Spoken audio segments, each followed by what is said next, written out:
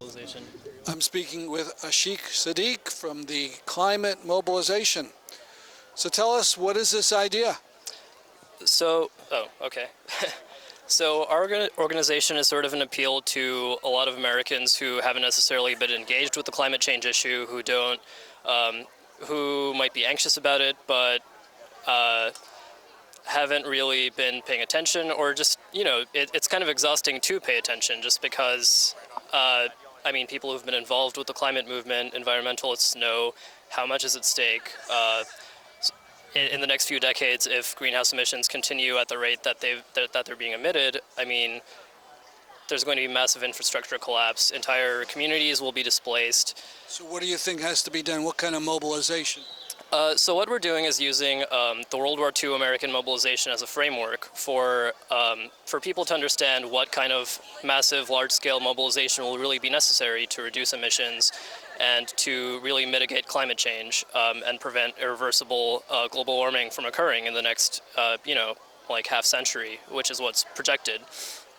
So during World War II, the American government subsidized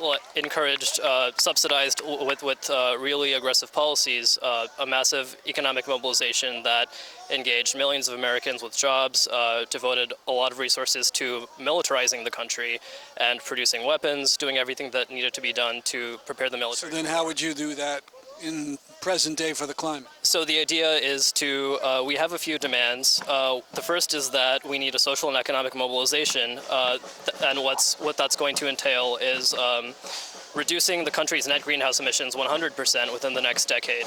So that's going to involve a lot of things. It's going to involve rapidly scaling up renewable energy. It's going to involve basically divesting and removing incentives for fossil fuel companies to continue fracking, to continue just pumping out coal, and making us a renewable energy society, and engaging millions of Americans in preparing communities to become more resilient.